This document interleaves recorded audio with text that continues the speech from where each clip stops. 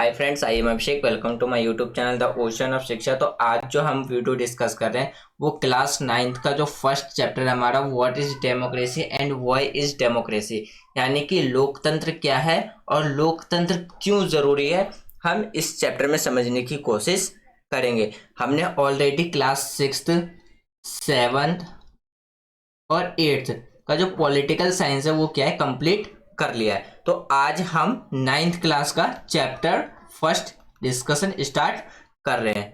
तो ये जो हमारी वीडियो रहेगी वो टोटल 3 पार्ट्स में डिवाइडेड रहेगी। फर्स्ट पार्ट में हम सबसे पहले ये समझेंगे कि डेमोक्रेसी क्या है और डेमोक्रेसी के साइलेंट फीचर्स क्या क्या है। हमारा जो दूसरा पार्ट होगा, दूसरे पार्ट में हम समझेंगे कि डेमोक्रेसी के जो गवर्नमेंट होते हैं, यानी कि जो डेमोक्रेटिक गवर्नमेंट होते हैं उनके फीचर्स के बारे में, और जो नॉन डेमोक्रेटिक गवर्नमेंट होते हैं उनके फीचर्स के बारे में। फिर जो हमारा तीसरा पार्ट होगा इस वीडियो का, उसमें हम समझेंगे कि जो अगेंस्ट और फेवर में जो है डेमोक्रेसी के, उनके बारे में समझेंगे कि जो लोग क्रिटिसाइज करते हैं कि डेमोक्रेटिक गवर्नमेंट नहीं होनी चाहिए, हम उनके पॉइंट्स ऑफ व्यू देखेंगे। उसके बाद जो कहते हैं कि गवर्नमेंट, जो डेमोक्रेटिक गवर्नमेंट है वो होनी चाहिए, और एक हम उसके जो पॉइंट्स ऑफ व्यू है उसको डिस्कस करेंगे। यानी कि हमारी ये जो वीडियो रहेगी वो टोटल कितने पार्ट्स में डिवाइडेड रहेगी, 3 पार्ट्स में। और ये जो चैप्टर है, यानी कि हम जो अभी एनसीईआरटी की जो पॉलिटिकल डिस्कस करें, वो हर एक कॉम्पिटिटिव एग्जाम के लिए क्या रहेगा, हेल्पफुल रहने वाला है। तो आज हम पहला चैप्टर इसका डिस्कस करेंगे, जिसमें हम समझेंगे कि डेमोक्रेसी और इसके साइलेंट फीचर के बारे में। इसमें हम कुछ कंट्री का एग्जाम्पल भी समझेंगे, जैसे कि पाकिस्तान को लेकर के एक, चाइना और मैक्सिको। ये कुछ कंट्री है जिसके हम एग्जाम्पल को लेकर के समझने की कोशिश करेंगे डेमोक्रेसी और इसके साइलेंट फीचर्स के बारे में। तो चलिए हम स्टार्ट करते हैं अपना आज का डिस्कशन। तो सबसे पहले हम बात करते हैं कि आखिर डेमोक्रेसी कहते किसे हैं। डेमोक्रेसी का मतलब होता है वो गवर्नमेंट जो कि पब्लिक के द्वारा क्या हो, तो इलेक्ट किया गया हो, यानी कि चुना गया हो, ऐसे गवर्नमेंट को हम कहते हैं डेमोक्रेसी। जैसे कि हम बात करें हमारी जो कंट्री है, अगर हम अपनी कंट्री इंडिया की बात करें तो क्या है, तो वर्ल्ड की सबसे बड़ी डेमोक्रेटिक कंट्री है। क्यों? क्योंकि वर्ल्ड में जो दूसरे नंबर की जो सबसे बड़ी पॉपुलेशन है 138 करोड़ की, अगर हम 2022 के अकॉर्डिंग बात करें तो क्या है, तो दुनिया की सबसे बड़ी लोकतांत्रिक देश किसे कहा जाता है, तो भारत को कहा जाता है। अगर हम यूएसए की बात करें कि जिस तरीके से यूएसए भी डेमोक्रेटिक कंट्री है, तो यूएसए को क्या कहा जाता है कि दुनिया की सबसे पुरानी डेमोक्रेटिक कंट्री कहा जाता है। क्यों? क्योंकि जो लोग डेमोक्रेटिक जो सिस्टम आया था वो सबसे पहले किसने एक्सेप्ट किया था, तो सबसे पहले किसने अपनाया था, तो यूएसए ने अपनाया था। जिसके वजह से कहते हैं कि जो सबसे पुरानी जो डेमोक्रेसी है, डेमोक्रेटिक कंट्री, वो कौन है, तो यूएसए है। अगर हम दुनिया की सबसे बड़ी डेमोक्रेटिक कंट्री की बात करें तो वो हमारा देश भारत है। तो अगर हम बात करें कि हम जो भी सरकार जनता के द्वारा चुनी जाती है उसे हम कहते हैं डेमोक्रेटिक गवर्नमेंट। और अगर हम बात करें जो डेमोक्रेसी की जो गवर्नमेंट होती है, अगर हम बात करें डेमोक्रेटिक गवर्नमेंट की, तो किसके बेस पे रहती है, तो वो एक ऐसे इलेक्शन पे जिसमें जो कि फ्री एंड फेयर इलेक्शन के ऊपर वो बेस रहती है। यदि अगर निष्पक्ष रूप से चुनाव नहीं किया जाता है डेमोक्रेटिक कंट्री में, तो वो पूरी तरीके से वो जो डेमोक्रेसी का जो स्ट्रक्चर है वो पूरी तरीके से क्या होगा, बिगड़ जाएगा। अगर हम डेमोक्रेसी कंट्री की बात करें तो डेमोक्रेसी कंट्री में जितने भी जो युवा हैं जो कि 18 साल से, अगर हम अपनी कंट्री की बात करें, अगर हम अपनी कंट्री की बात करते हैं, तो जो भी अडल्ट है जो कि 18 ईयर या 18 ईयर से अप टू है, यानी कि अब ज्यादा है, तो उनके पास ये अधिकार हो जाता है कि वो अपनी सरकार को चुन सके। अगर हम बात करें 61th अमेंडमेंट जो कि 1989 में हुआ था, इसके तहत क्या किया गया था कि हमारे कंट्री में सरकार चुनने की जो आयु थी वो 21 साल से घटा करके कितनी कर दी गई थी, तो 18 साल कर दी गई थी।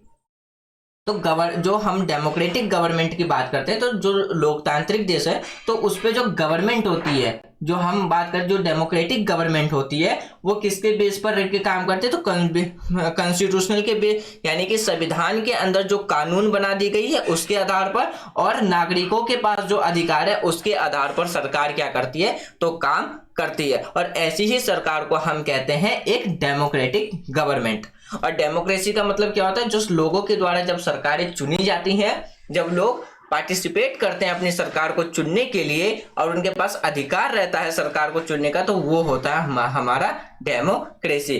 अगर हम जो यूएसए की जो प्रेसिडेंट थे अब्राहम लिंकन, उनके द्वारा बात करें तो उन्होंने डेमोक्रेसी की जो परिभाषा दी थी, उन्होंने कहा था कि आवर गवर्नमेंट यानी कि democratic is the government of the people for the people and made by the people. यानी कि लोकतांत्रिक सरकार वह सरकार है जो जनता के द्वारा या जनता के लिए और जनता के द्वारा बनाया जाए, यानी कि जनता का जनता के लिए और जनता द्वारा जो सरकार बनाई जाती है उसे हम कहते हैं डेमोक्रेटिक गवर्नमेंट। अब हम बात करते हैं हमारा जो दूसरा टॉपिक है वो साइलेंट फीचर ऑफ डेमोक्रेसी, यानी कि जो डेमोक्रेसी है उसकी कुछ विशेषताएं हमें देखने को मिलती है। तो पहला जो फीचर्स हमें देखने को मिलता है कि उसमें जो डिसीजन लेने का जो पावर रहता है वो किसके पास में रहता है, तो एक ऐसी पार्टी के पास रहता है जिसे पब्लिक क्या है तो वोट दे करके इलेक्ट करती है।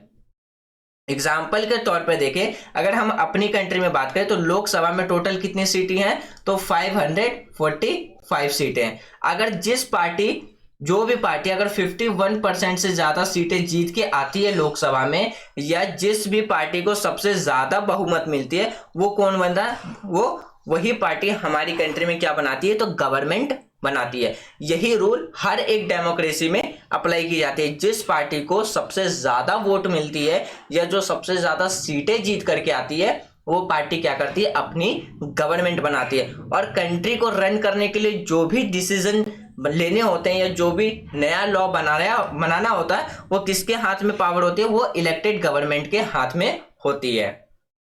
तो सबसे बड़ा फीचर्स हमें यही देखने को मिलता है कि जो डिसीजन लेने का जो पावर है वो किसके हाथ में रहता है, एक ऐसे लीडर्स के हाथ में रहता है जिसे जनता ने खुद से चुना है। अगर हम यहाँ पे पाकिस्तान का एग्जांपल ले तो 1999 से पहले क्या था, तो पाकिस्तान भी एक डेमोक्रेटिक गवर्नमेंट था। लेकिन 1999 में क्या था, जो जनरल परवेज मुजफ्फर थे, उन्होंने क्या किया, तो वो पाकिस्तान के हेड बन गए। उन्होंने अपने कॉन्स्टिट्यूशन में उन्होंने खुद को अपने आप को क्या किया, तो पाकिस्तान का प्रेसिडेंट घोषित कर दिया। और उन्होंने कॉन्स्टिट्यूशन में ऐसे चेंजेस किए जिससे कि ऐसे डिसीजन उन्होंने लिए कि कॉन्स्टिट्यूशन में चेंज करके कि जो भी डिसीजन लिया जाएगा, जो भी पावर्स होंगी, वो सारी किसके हाथ में ट्रांसफर हो जाएंगी, मिलिट्री के हाथ में ट्रांसफर हो जाएंगी। जो कि जिसके वजह से क्या है कि जो रिप्रेजेंटेटिव थे पीपल के, जो जनता के द्वारा जो चुने गए थे, उनको डिसीजन लेने की जो आज़ादी थी वो पूरी तरीके से खत्म कर दी गई थी। तो यहाँ पे क्या है, 1999 में फिर हमें क्या देखने को मिला कि जैसे ही पाकिस्तान में सत्ता पलटा गया, तो जितनी भी जो डिसीजन लेने की पावर थी वो एक ऐसे पार्टीज के हाथ में चली गई जिसे पब्लिक ने चुना ही नहीं था। तो ऐसे में क्या होता है, ऐसी कंडीशन में जो भी पब्लिक के पास राइट्स होते हैं वो पूरी तरीके से क्या होने लगते हैं, वो खत्म होने लगते हैं और उनके राइट्स का क्या होने लगता है, तो उनके राइट्स का हनन किया जाने लगता है। जबकि अगर हम वही अपनी कंट्री की बात करें तो हमारी कंट्री में आज तक कभी भी ऐसा नहीं हुआ है कि इलेक्टेड गवर्नमेंट को हटा करके किसी ऐसी पार्टी ने या ऐसी पार्टी ने, या हम बात करें कि हमारी आर्मी ने कभी भी पॉलिटिक्स में हस्तक्षेप नहीं किया, यानी कि इंटरफेयर नहीं किया है।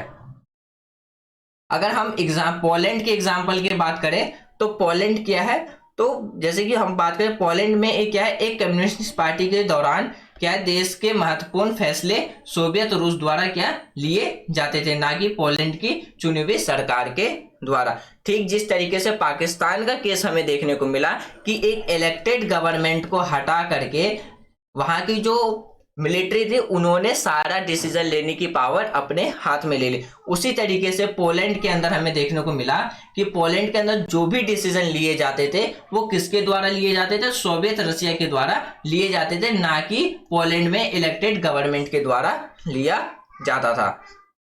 इसलिए लोकतंत्र में जो प्रमुख फैसले लेने की जो शक्ति है वो किसके हाथों में रहती है, तो जो भी पब्लिक जिस पार्टी को चुनती है उसके हाथ में रहती है।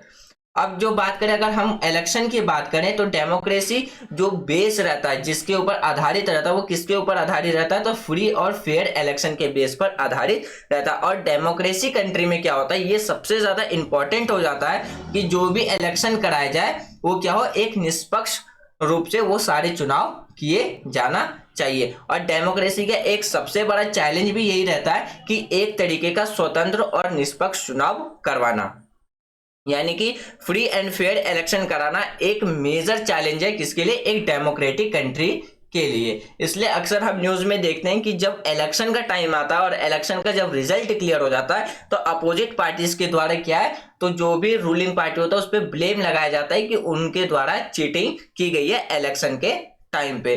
तो क्यों? क्योंकि एक इतने बड़े पॉपुलेशन वाले कंट्री में एक फ्री एंड फेयर इलेक्शन कराना सबसे ज्यादा चैलेंजेस वाले काम है। लेकिन फिर भी अगर हम अपनी कंट्री की बात करें, तो इलेक्शन कमीशन के द्वारा ये काम बहुत ही बढ़िया तरीके से किया जाता है, जिसकी वजह से आज भी हम जब अपना 75th इंडिपेंडेंस डे सेलिब्रेट कर रहे थे, तब तक हमारे देश में एक पूरी तरीके से डेमोक्रेटिक कंट्री बनकर खड़ी है और आगे भी इसी तरीके से बनकर खड़ी रहेगी। लेकिन अब वही अगर हम बात करें अपने नेबर्स कंट्री की, जैसे कि पाकिस्तान हो गया, तो या म्यांमार हो गया, तो वहां पे हमें क्या है, इलेक्टेड गवर्नमेंट के बीच और जो मिलिट्री है उनके बीच में हमेशा एक जो डिसीजन लेने की जो पावर्स रहती है, इसमें एक कॉन्फ्लिक्ट देखने को मिलता है। यानी कि अगर सीधा सीधी हम बात करें तो शासन प्रणाली में हमें क्या है, उन दोनों के बीच में एक संघर्ष देखने को मिलता है। और वहीं पे हमारी कंट्री आज भी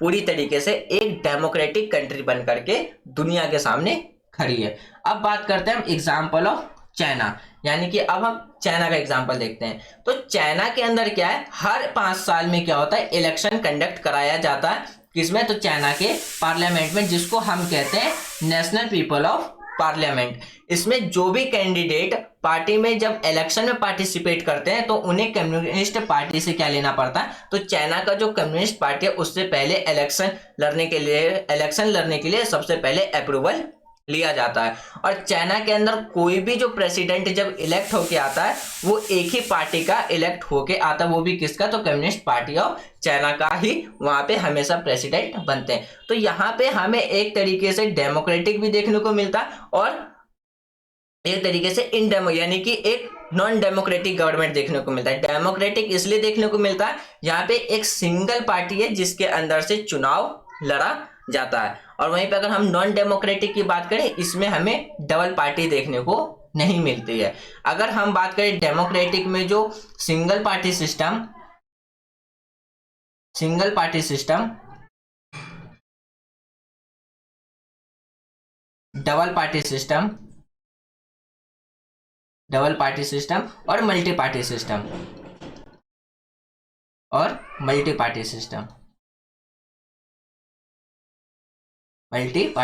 सिस्टम, इन तीनों में हमें ये अंतर देखने को मिलते हैं। अगर हम सिंगल पार्टी सिस्टम की बात करें, तो यहाँ पे डेमोक्रेसी उस तरीके से परफॉर्मेंस नहीं दे पाती है, उस तरीके से लोग अपने अधिकार का इस्तेमाल नहीं कर पाते हैं जितना हमें डबल पार्टी सिस्टम में या मल्टीपल पार्टी सिस्टम में देखने को मिलता है। क्यों? क्योंकि अगर सिंगल पार्टी सिस्टम की बात करें, तो इसमें पब्लिक को अपने इच्छा के अनुसार चुनने का अधिकार ही नहीं मिलता है। इसमें जो पर्सन इलेक्शन लड़ रहा होता है, सिर्फ वही एक विकल्प रहता है पब्लिक को वोट देने के लिए। तो इसीलिए हम कहते हैं कि चाइना के अंदर आज भी एक ही पार्टी का रोल देखने को मिलता है, वो भी किसका? तो कम्युनिस्ट पार्टी का।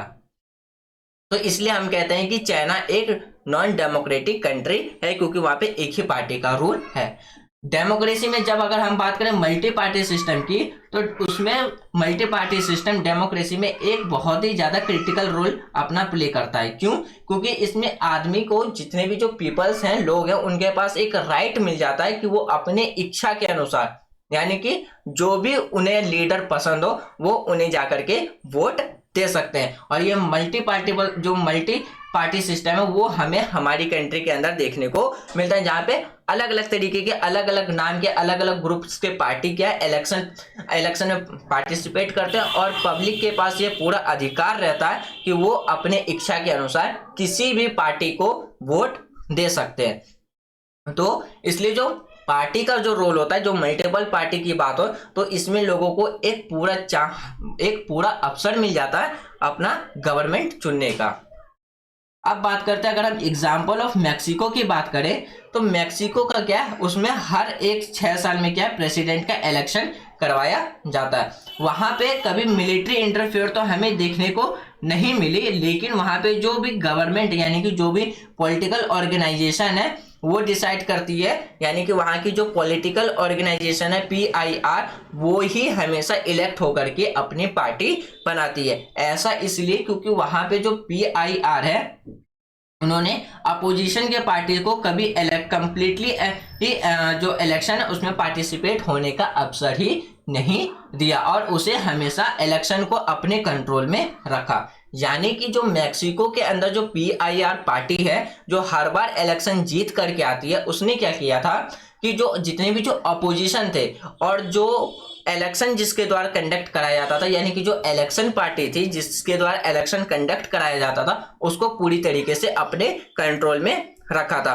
और उनके द्वारा जो PIR पार्टीज थे, उनके द्वारा अपनी कंट्री के हर एक स्टूडेंट को कहा जाता था कि वो अपने पेरेंट्स को कहे कि वो वोट सिर्फ किसको दे, तो PIR पार्टीज के मेंबर को ही वोट दे।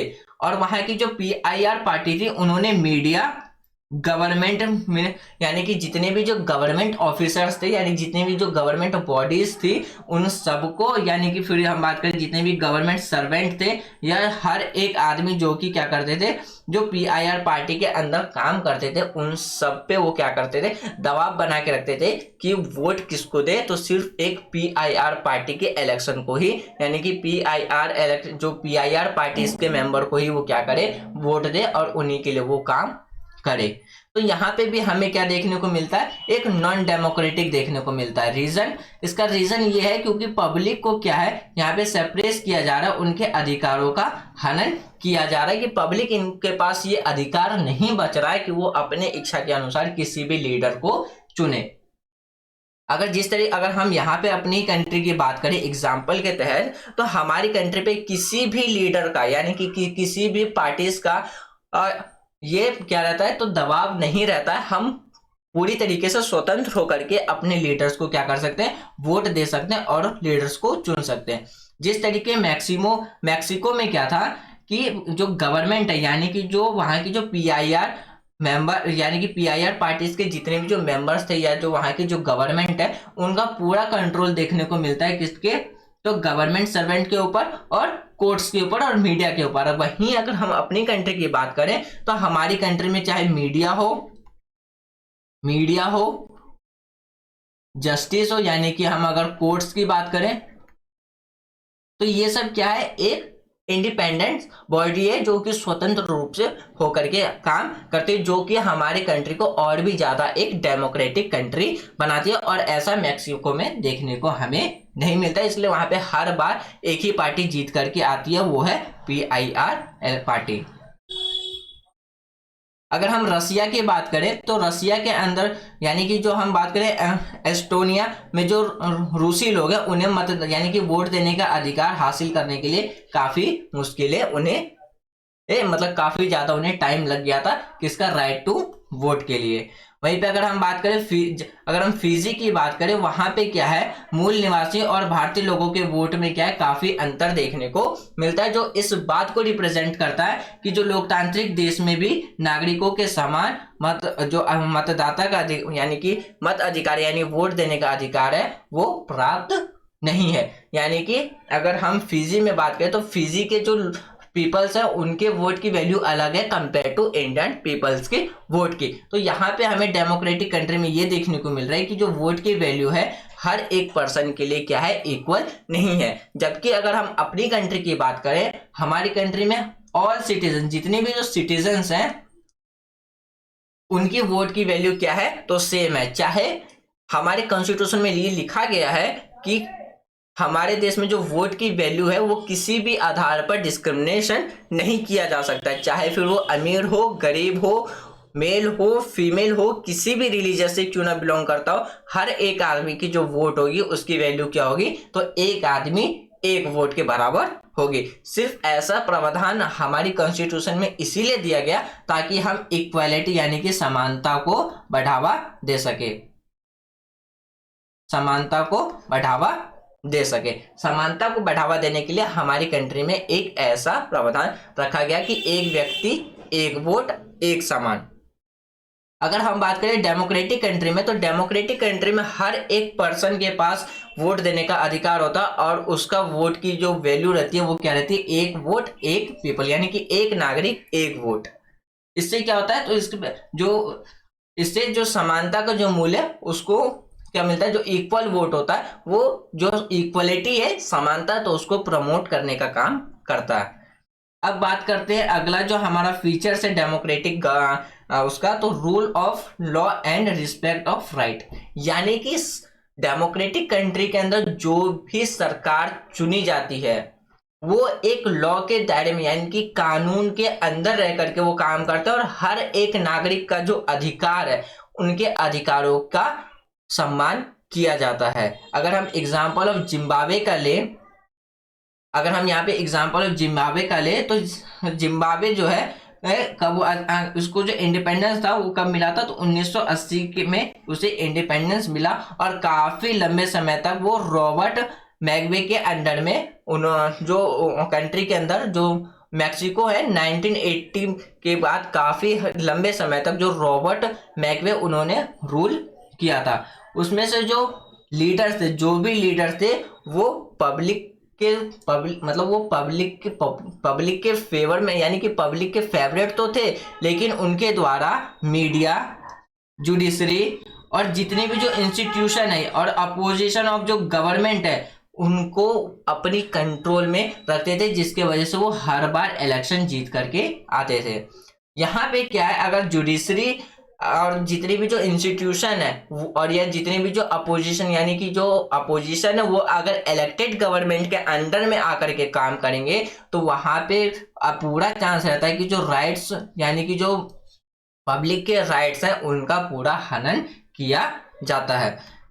जैसे जो कि यहाँ पे मैक्सिको के एग्जाम्पल में समझाने की कोशिश की जा रही। जैसे कि बात करें 1990 में आजादी प्राप्त होने के बाद ज्यादातर समय रॉबर्ट मुगाबे के शासन में रहा था। वह एक लोकतांत्रिक नेता था, परंतु जब भी इलेक्शन जीतने के लिए वो क्या करते थे, हर एक प्रकार से मीडिया जो हमारे यानी कि फिर न्यायपालिका यानी कोर्ट्स और हर एक स्थान को दबाने की कोशिश करते थे जो सरकार के विरोध में होता था, जिसके वजह से क्या लोगों के अधिकारों का भी अतिक्रमण इसके वजह से होने लगा था।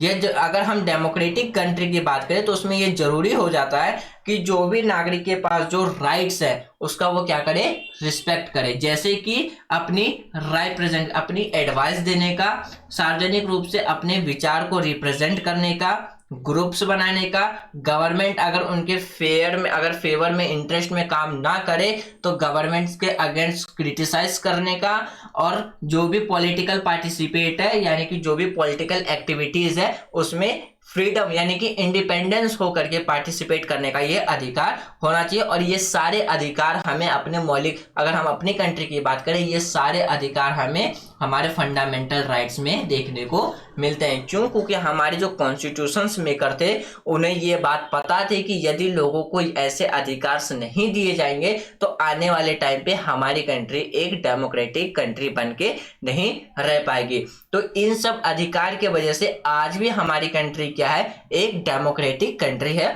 और आज भी एक लोकतांत्रिक शासन के द्वारा हम अपनी सरकार को चुनते हैं, अपनी सरकार बदलते हैं और जो भी पॉलिटिकल एक्टिविटीज होती है उसमें हम पार्टिसिपेट करते हैं। इसी प्रकार से अगर हम डेमोक्रेटिक गवर्नमेंट की बात करें, वो सिर्फ इन कारण से मनमानी नहीं कर सकती है क्योंकि उन्हें सरकार चुनने का अधिकार है पब्लिक के पास। यदि अगर जनता के पास सरकार चुनने का अधिकार ना रहे तो सरकार सारे काम अपने इच्छा के अनुसार करेगी, जैसा हमें रसिया, चाइना और जितने भी जो नॉन डेमोक्रेटिक कंट्री है उसमें देखने को मिलता है। सरकार चुनाव जीतने के लिए वो क्या करती है कि पब्लिक के इंटरेस्ट में रह करके काम करती है और जितने भी जो माइनॉरिटीज ग्रुप है उनकी वो क्या करते हैं, उनकी रिस्पेक्ट की गारंटी लेती है। ये इसीलिए ऐसा संभव है क्योंकि पब्लिक के पास ये अधिकार है कि सरकार यदि उनके इंटरेस्ट में, उनके फेवर में काम ना करे तो वो अपने जो राइट टू वोट है उसके बेस पे जैसे ही इलेक्शन का टाइम हो तो वो अपनी सरकार को अपनी इच्छा के अनुसार बदल सकते हैं और चुन सकते हैं। इसलिए एक लोकतांत्रिक सरकार जो होता है वो जो कॉन्स्टिट्यूशन में जो लॉ लिखे गए या जो संविधान के अंदर जो कानून है उसके दायरे में रह करके काम करता है और पब्लिक के पास जो भी अधिकार है उसको क्या करता है, उसकी रिस्पेक्ट रखता है। तो ये फीचर्स हमें डेमोक्रेटिक कंट्री में देखने को मिलते हैं। तो फ्रेंड्स ये थे हमारे आज के 2 पॉइंट डिस्कशन, जिसमें आज हमने ये कुछ समझने की कोशिश की कि डेमोक्रेसी किसे कहते हैं और साइलेंट फीचर क्या है डेमोक्रेसी के। अब जो इस वीडियो का सेकंड पार्ट होगा उसमें हम डिस्कस करेंगे salient feature of democratic government के और some features of non democratic government के। और जो तीसरा पार्ट होगा हम उसमें फेवर एंड अगेंस्ट देखेंगे डेमोक्रेसी गवर्नमेंट के और नॉन डेमोक्रेसी गवर्नमेंट के। तो मुझे उम्मीद है कि आज जो हमने वीडियो डिस्कस किया वो आपको पूरी तरीके से समझ में आ गया होगा। अगर कोई डाउट्स हो तो वो आप डाउट्स कमेंट बॉक्स में लिख देना। नेक्स्ट टॉपिक जब हम डिस्कस करेंगे तो उससे पहले हम अपने डाउट्स क्लियर करेंगे, तब जा करके हम आगे डिस्कस करेंगे। तो thanks for watching friends, take care, जय हिंद।